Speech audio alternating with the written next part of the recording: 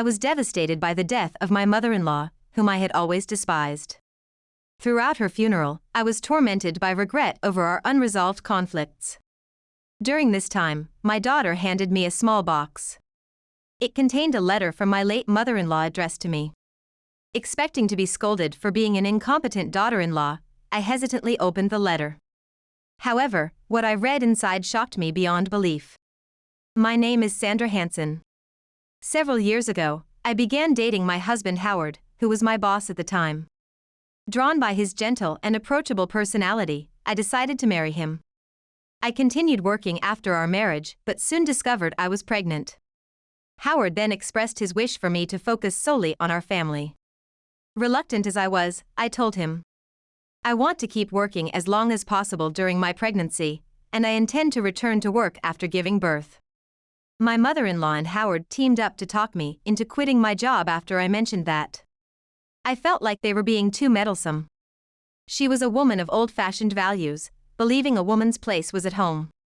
In today's world, dual-income households are common, and having more financial flexibility with a child on the way would be beneficial. My mother-in-law was constantly upset and unwilling to accept the new ways of the world. She kept harassing me through calls and visits, trying to make me leave my job. Eventually, I was overpowered by her and Howard, and I quit my job. This incident sparked a deep resentment towards my mother-in-law, who had interfered in our marital issues. Once I became a stay-at-home mom, Howard's demeanor drastically changed. His demands for household perfection increased, and he frequently complained, I'm out working hard, and this is all you can manage for housework? While I accepted that Howard wouldn't share the household duties, his lack of empathy became apparent when I was ill with a high fever, and he insisted, You can still do some housework, forcing me to get up. Over time, I realized that Howard was quite pretentious. He appeared pleasant outside but was domineering at home. Being completely cut off from our shared workplace community meant that Howard no longer needed to be considerate towards me, and his treatment of me became overtly differential. I clung to a faint hope that Howard might change after our daughter Amy was born. When I gave birth to Amy safely, I was relieved. Well done. That must have been tough. Howard seemed stable at first, doting on Amy and caring for me postpartum. I thought everything would finally be resolved. However, this was only temporary. Howard soon reverted to his overbearing self, asking, How long do you plan to be treated like a sick person? And leaving all the housework and childcare to me. You need to get moving, or you'll never lose that post-pregnancy weight. His thoughtless comments hurt me. In my fragmented sleep, I had to perfectly manage the housework. If not, Howard would complain, and my mother-in-law would undoubtedly barge into our home if she found out the household was being neglected. With no one nearby to rely on, I managed the housework and childcare alone, occasionally asking for help from my parents who lived far away. Howard mocked my looks, saying, Why don't you take care of yourself a bit more? You don't look like a woman at all. Which left me utterly dejected. My spirit was completely numb. I had no energy to argue back. But these challenging days wouldn't last forever. As Amy grew and started daycare, I expressed my desire to Howard to start working again. He strongly opposed, saying, You can't even manage the house properly, and now you want to work? Feeling that I would go insane if I remained confined to the home and subservient to my husband, I fortunately faced no interference from my mother-in-law this time and managed to secure a part-time office job nearby. Thanks to my practical experience, my boss was relieved by my quick learning. Sandra, your quick work is always appreciated. I wish you could teach me how to handle the PC too. I quickly regained my place at work, earning the trust of my boss and colleagues, which delighted me. However, one day, an unavoidable work commitment made me late for picking up Amy from daycare. In a panic, I called Howard to ask him to pick her up, but he dismissed me, saying, I'm going out for drinks with a colleague. Why should I clean up after your whims to start working? What should I do? You're just getting all worked up over a mere part-time job. Angered by Howard's words, I vowed never to rely on him again and hung up the phone. As a last resort, I turned to my long-estranged mother-in-law, who, despite her complaints, agreed to help. When I later went to thank her, she said, I did it for Amy, not for you. and reluctantly accepted my gratitude. However, from then on, whenever I was unable to pick up Amy, my mother-in-law would take over, gradually becoming more meddling. Having lost her husband years ago, she was probably lonely. While she remained cold towards me, she was sweet to Amy, who grew quite attached to her. Time passed, and Amy graduated from daycare and started elementary school. Then, my mother-in-law was diagnosed with cancer. Given her self-destructive smoking and drinking habits since my father-in-law's death, everyone felt it was inevitable. The cancer was terminal, and she had only a short time left. My mother-in-law chose not to seek life-extending treatment, opting to spend her remaining days at home. She passed away a few months after the diagnosis. Though I never grew to like her, I was thankful deep down that she wasn't a malicious person. So, I regretted that we couldn't reconcile in the end. At her funeral, as Amy sobbed, she suddenly rummaged through her pocket and pulled out a small box. "That's right. Grandma wanted you to have this." Amy told me that she had forgotten to pass on the small box my mother-in-law gave her just before she died because she was shocked by her passing. After the funeral, I nervously opened the little box. Inside was a small locket pendant and a letter. I was bracing myself for that letter pointing out my failures as a daughter-in-law, but it was surprisingly different. My mother-in-law wrote that she too had once worked, but had focused on being a housewife at her husband's request. She admitted she had honestly regretted giving up her job but wanted to believe it was the right decision. That's why she had been harsh on me, hoping I would follow the same path. Initially, she didn't like my resistance, but gradually she came to respect me for persistently following my own path. "I couldn't say it to you directly, but I think you are an independent and admirable woman." The letter concluded, praising rather than scolding me. Tears blurred the letters as I read these unexpected words. "Mom, are you okay?" Amy, concerned, saw me crying. Just when I thought the letter had ended, there was another piece. It was also something she couldn't bring herself to say before. She had once seen Howard walking arm in arm with an unknown woman while shopping in town.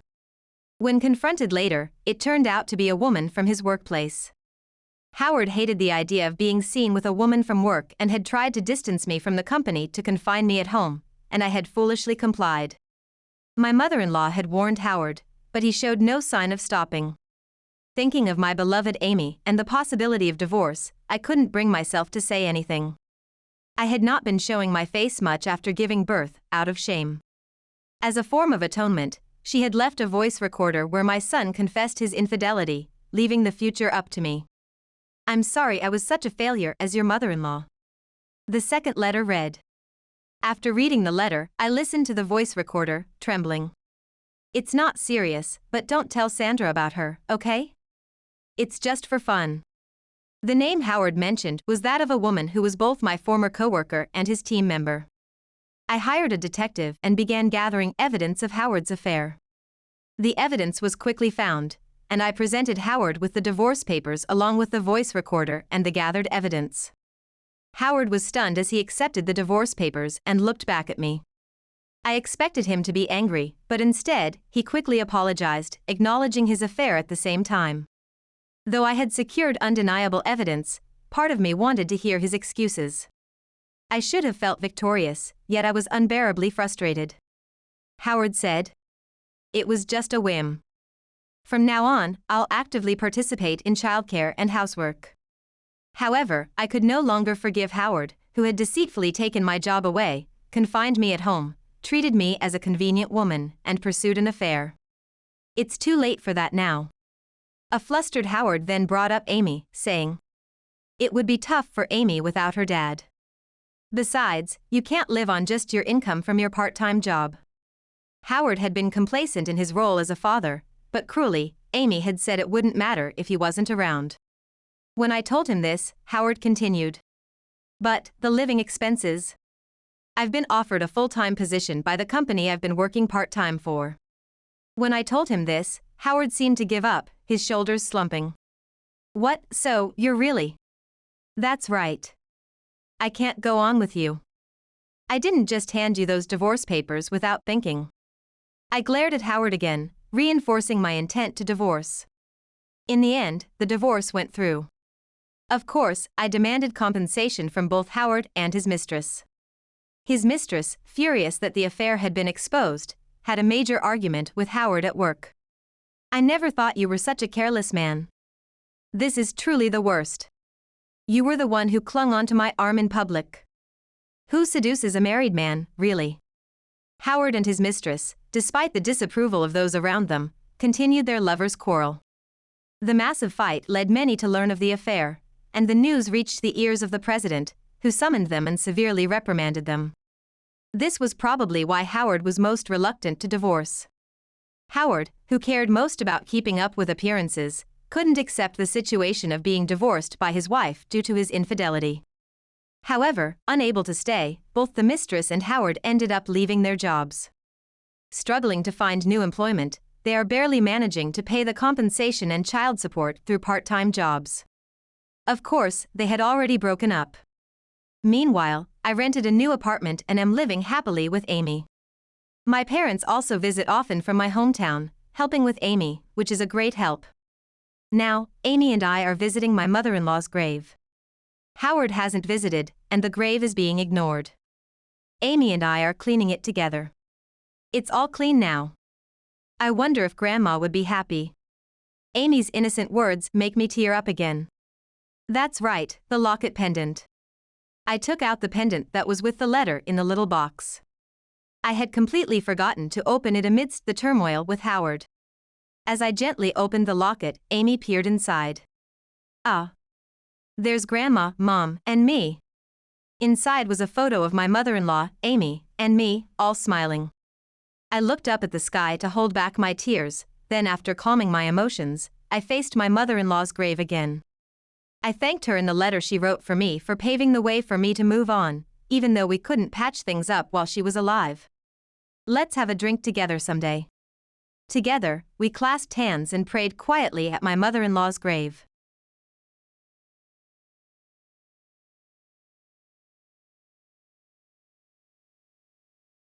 Life ahead is tough indeed. Who would have thought, paralysis from the waist down?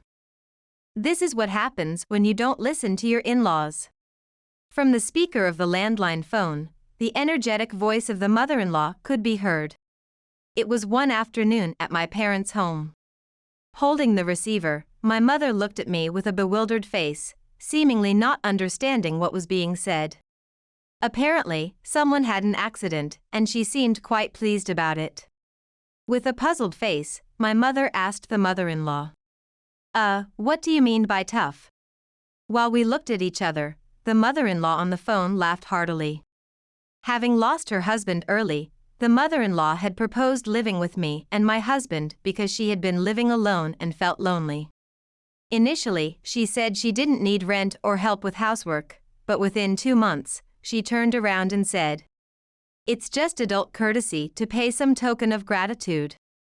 Eventually, our relationship couldn't be mended. At my husband's suggestion, to move out of the in-laws' house, I was commuting back and forth from my parents' home to move my belongings.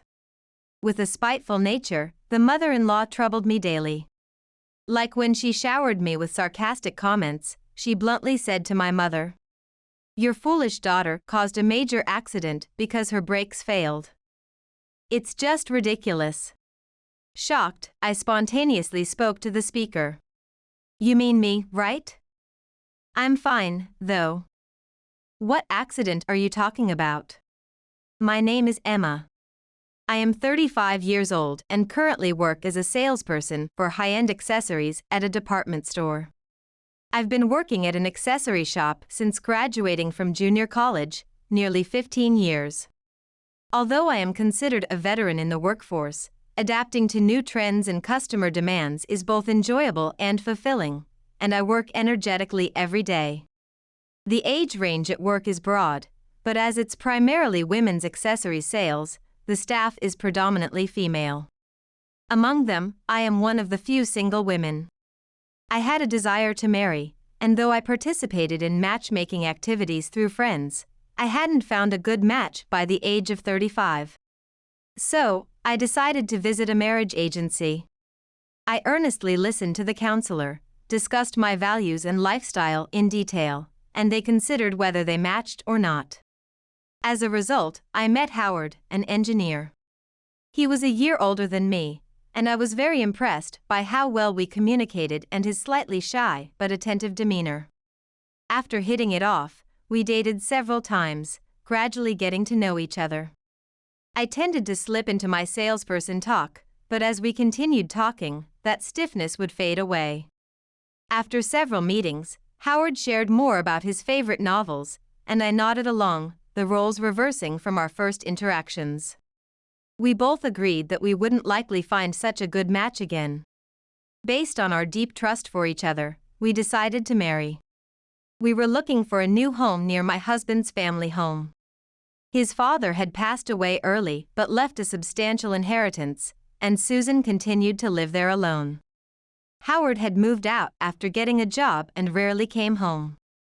Feeling increasingly lonely, one day Susan proposed that we live with her.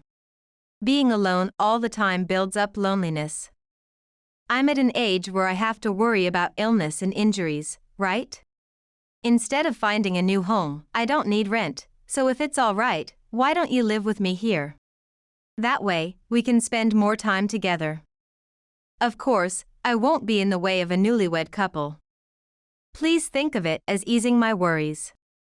When we visited to greet her, Susan seemed gentle and modest, saying, "I'll keep our living areas separate, and since I'm not working, I'll handle the housework and cleaning."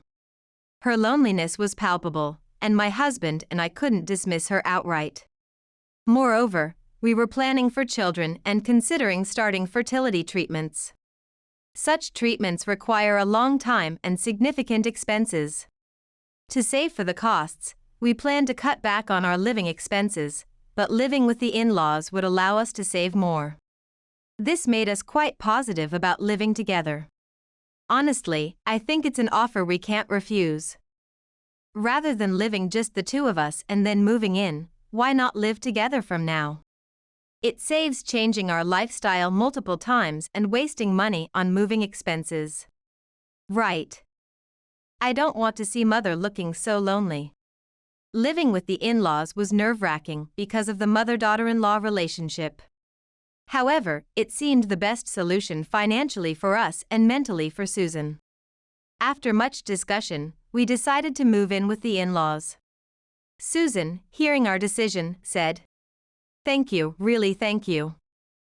Being able to be with family is the greatest happiness." And she cried tears of joy. We moved our belongings and started our new life without issues. However, just a few months later, Susan's attitude completely changed. One day, she suddenly said to me with a stern face, "You always come home late. Is it really because of work? Sales jobs should end when the customers leave. It doesn't make sense to come home this late after the department store closes. Where are you really working?"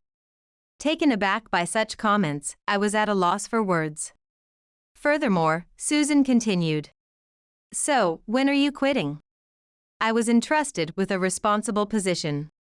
Meetings at the department store or other stores were scheduled, and it wasn't unusual to have overtime during busy periods.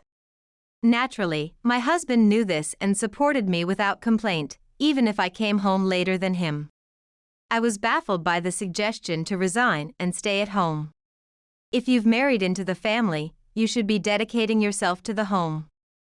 How long do you plan to work? In my time, such a thing was unthinkable. If I had known, I wouldn't have let my son marry such a woman. Mother, I also value my job, and Howard and I decided to support each other while living our lives. We've chosen to continue working as we have been. Trembling, I managed to respond. However, Susan grew even harsher, scoffing at my words. "A woman working just disrupts the home. While my son is away, you have a duty to keep the house, Emma. Understand that." Despite my attempts to discuss the issue, my mother-in-law only insisted on me resigning. Gradually, her delusions escalated, claiming, "The reason you don't come home must be something unspeakable." Alarmed, I quickly talked to my husband to mediate. Of course, there was nothing untoward on my part. Howard was also shocked by his mother's sudden change and stepped in to reprimand her. Although she was displeased, it seemed she resigned herself to merely grumbling about me. But the snide remarks towards me never ceased. Instead, she suddenly said this. Aren't you ever going to start paying rent? What? But you initially said no rent was necessary, that living here was enough. Don't you understand? That was just a polite pretense for adults. There's etiquette even among family, and it's shameful to live here for free. Really, with such a job you insist on keeping, you must think your salary is something special, but it's nothing impressive. My mother-in-law began to renege on our initial agreement, despite there being no financial hardship on her part, as Howard and I were covering most of the living expenses. Despite this, she claimed the conditions offered when we moved in were just out of consideration. Faced with such disrespectful behavior, I firmly replied to my mother-in-law. We came here because you said no rent was needed. But if that's not the case, Howard and I are prepared to leave immediately. Suddenly, my mother-in-law turned red-faced and burst out. Ungrateful. You don't even pay rent or a gratitude fee. It seemed she intended to imply that, even if not rent, a gratitude fee for letting us live there was appropriate. Though she demanded this so-called gratitude fee instead of rent, financially, it made no difference. Moreover, the amount she suggested was much higher than the local market rate for apartments. After discussing with Howard, we decided to give her some money each month. She probably just wants some pocket money. Since Mom has been living modestly alone for so long, if a little whimsy can be covered with money, it's cheap. Howard seemed exasperated too, sighing as he spoke. Although we couldn't meet her full demands, providing a small allowance seemed to temporarily halt her attacks. Though still dissatisfied, this resolved one issue until another arose when Howard's sister, Claire, my sister-in-law, returned. Claire had moved out after getting married but came back due to a divorce, carrying a large suitcase and suddenly declaring, "I'm living here from today. I know it's sudden, but my husband was cheating." So, I slapped the divorce papers in front of him and left. Don't worry, I've been a housewife for a long time, I won't be any trouble. Yet, she demanded a luxurious meal, saying, "Since it's a special occasion, let's order some sushi." Susan seemed delighted that her daughter, who needed no fussing over, had returned, clearly siding with her. Claire's ex-husband was a high-ranking executive and wealthy, and she wore flashy brand items, making me dread her future spending habits. Our interactions had been limited to engagement and wedding events. At 40 years old, for years my senior, we barely connected due to the awkward age difference. As soon as she learned about my job, she made an outrageous request. "You get a staff discount, right? Can't you buy it cheaper? In fact, since we're family, bring it for free." Both Howard and I were stunned.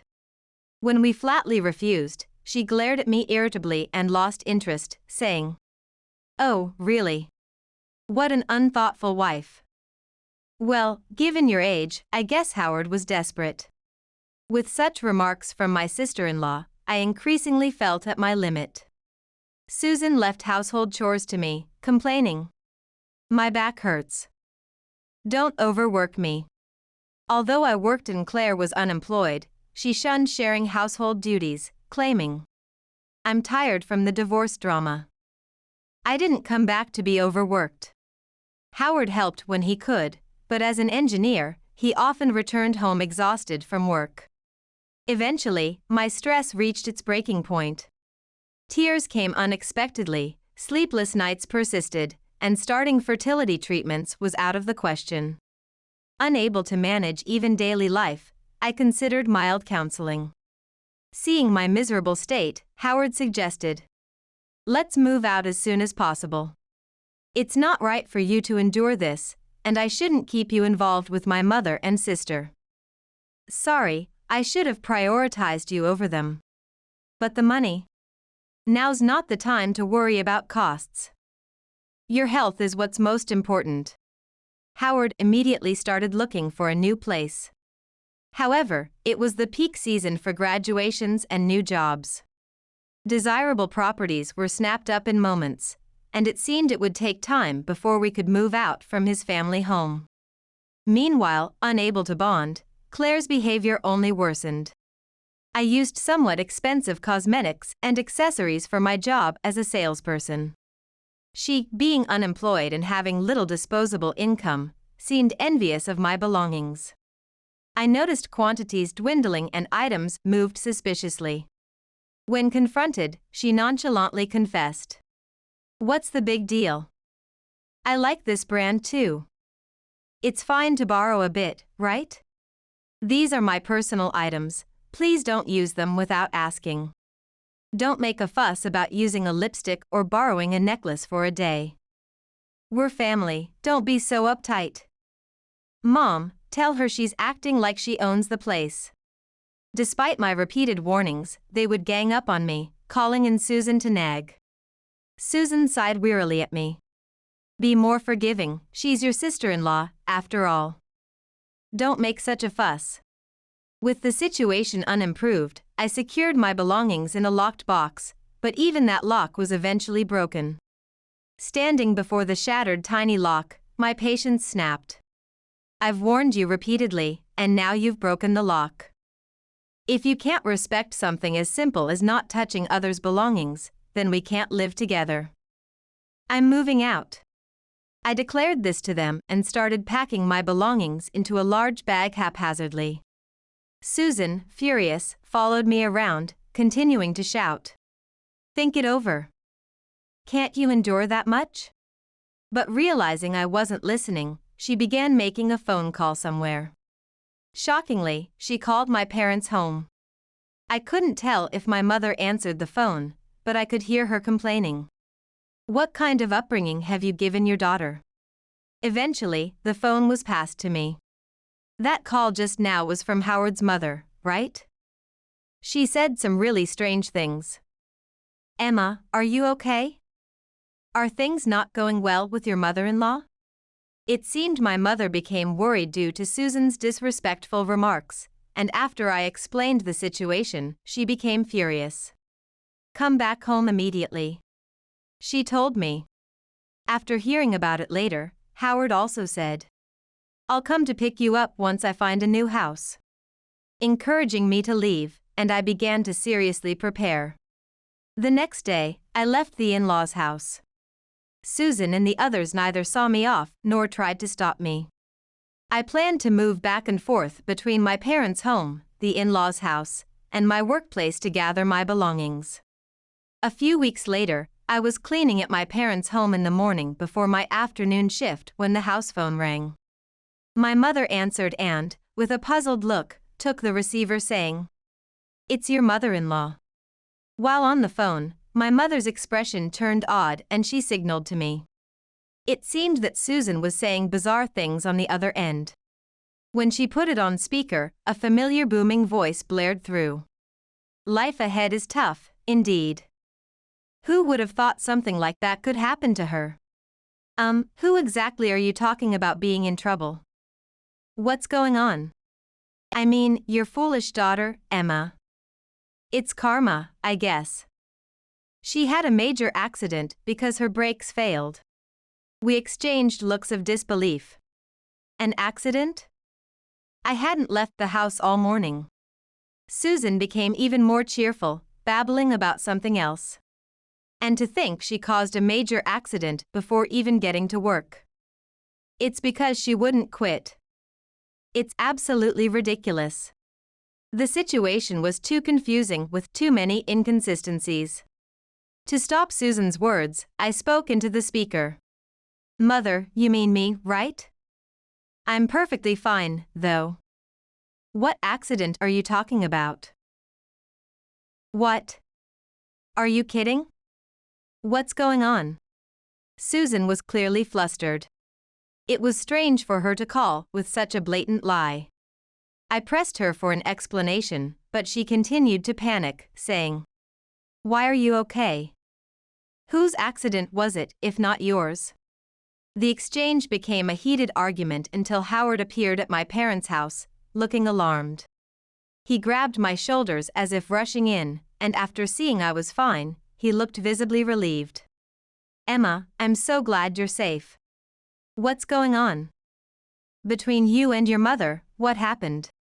When I asked, Howard suddenly said, "My sister had an accident." "Your sister, Claire?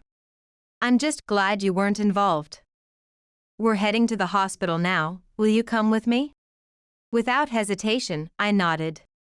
I arranged to take the afternoon off and we hurried to the hospital. Upon arrival, Claire was still in treatment, but we were informed she was conscious and her life was not in danger. The flustered Susan was also there, and everyone was relieved to hear the initial report.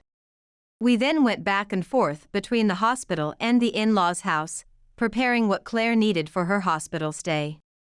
After her treatment finished, Claire, exhausted, was lying in pain on the hospital bed but could still talk. Howard went to her side to start listening to her story. "This morning, I got in the car to go to work, but on the way, my brakes failed and I crashed into a telephone pole. I heard I didn't involve anyone else, but my back. Yeah, luckily, it was a quiet street, so no one else was involved. But, you're back." We had already heard about the situation. Claire was saved by quick rescue efforts but had severely injured her back. As a result, she was currently paralyzed from the waist down. She could no longer move her legs or walk, obviously making it impossible for her to live alone. And it was almost certain that the paralysis would remain as a permanent aftermath. As the doctor explained this, Claire exclaimed, "I can't believe it. This is just. I'll sue the maintenance company." She tried to thrash about in anger, but since only her upper body could move, Howard easily restrained her. Clearly, the brake failure was due to maintenance negligence. I suddenly noticed Susan in the corner of the room turning pale. "Mother, are you okay?" Despite being mistreated by her, I couldn't harbor resentment in such a situation. Her face looked like she might collapse, and I became worried, but when I spoke to her, Susan said nothing. Then, Howard asked sternly, "Do you know anything about this?" His voice was so cold and harsh that I was startled and looked at him. "I'm asking if you know anything about my sister's car accident." Susan, pale and trembling, shook her head. "No." No matter how many times Howard asked, her answer was the same. "No, I don't know." But a bad feeling was growing inside me. Howard excused himself to Claire and then accessed her smartphone. All family cars were equipped with dash cams, and he could check several weeks' worth of footage via a dedicated app. When he pulled up Claire's car data and pressed play, we were all shocked by what we saw. "That's you, Mother, isn't it?" The garage lights turned on, and Susan appeared on camera. She peered over the hood, scrutinizing the interior of the car. She seemed to be pondering something as she carried something to the front of Claire's car, squatting repeatedly. The drive recorder captured both video and audio, including sounds of dragging and her muttering to herself. "This is tricky, huh? It's so heavy. Is this the right wire? I think this is the correct line." From the occasional words heard, it was clear she was fumbling under the car, searching for something. With a loud snap, something under the car was cut. Both Claire and I instantly understood what she was doing, feeling our blood run cold. Confronted with the video, Susan began to tremble violently. From the video, Susan's chilling words could be heard. "This will send that daughter-in-law straight to hell." Everything made sense now, her attitude when she called my parents home. It seemed Susan had indeed hoped that I would be the one involved in an accident, but instead, it was Claire who suffered. It was a case of mistaken identity, but it was now clear she had tampered with the car herself. "I can't believe it. Mom, what would you have done if I had died?" Faced with the truth, Claire lashed out in anger, but Susan immediately yelled. "I couldn't tell the cars apart. The reason Susan mistook the car is actually quite understandable. By coincidence, Claire and I drove the same model and color, a standard black domestic compact car. We discovered this the day she moved back in, and both of us were surprised. Since my parents' home had no parking space, I left my car at the in-laws. I was planning to move out completely, so I didn't change the car's registered address and left it parked unless I was going to work. Normally, we wouldn't mistake each other's cars since we each had our designated parking spots in the garage. However, Claire often took liberties with where she parked, choosing the spot that was most convenient for her at any given time. No matter how many times it was addressed, she didn't change her behavior, and it's understandable that Susan lost track of which car was which. I had used my car yesterday, but when I returned, Claire had already taken my spot. I was not in the mood to talk, so I parked in her spot and went straight home. But Susan had no idea about these circumstances. Not being knowledgeable about cars, she unwittingly tampered with the vehicle. Claire was now sobbing bitterly, blaming Susan for not checking properly. Panicked or not, Susan began to react illogically. "Why didn't you park it in the right place? It's your fault for not parking it properly. Now look what's happened to you." "What do you mean, my fault?" "It's your fault, Mom. This isn't just an accident, you caused this incident." Their yelling filled the hospital, creating chaos. Howard, taking me aside, called the police based on the fact that Susan had intentionally tampered with the car. Due to the recentness of the incident, the police arrived quickly and took charge. We provided them with the dashcam footage and the recording of what had happened in the room, leading to Susan being taken away by the police. As the distraught Susan was led away, a tearful Claire slowly turned to us. "Hey, we're not strangers, we're family. Even if Mom isn't here, you'll take care of me, right?" She hinted at future care and support, but before I could respond, Howard flatly refused. As an engineer who had worked with cars, Howard was unconvinced and looked at Claire sternly. "There's also a fault on your part in causing the accident. If the brake hose was cut, there should have been a warning light. And if the brake fluid had leaked, you would have felt it when pressing the pedal. You should have stopped the car then, but you kept driving until you were seriously injured. To me, it seems like you've been acting irresponsibly."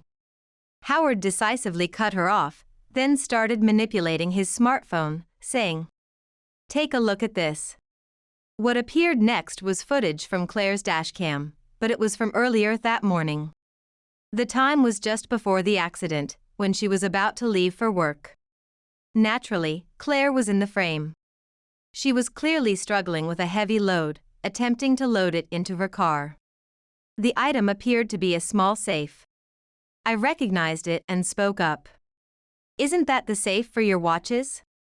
Howard nodded grimly. Claire had attempted to take his expensive watch collection, stored in a safe. She loaded the safe into the car in a rushed and suspicious manner, without even checking her surroundings or fastening her seatbelt, and then tried to drive out of the garage. The whole scene played out before us, and she turned as pale as Susan had earlier. "Can you explain this?" Howard demanded, giving her no room to evade. Claire hesitantly confessed something unbelievable. Initially, she claimed she was just leaving for work, but she actually planned to steal the watches in the safe and sell them. She didn't have the key to the safe, but figured she could break it once she arrived at her destination. She noticed something was off with the brakes immediately after starting the car, but in her panic to get away from the in-laws' house before being caught, she pressed the accelerator, leading to the accident. Claire tried to explain herself through tears, but Howard looked at her with disdain.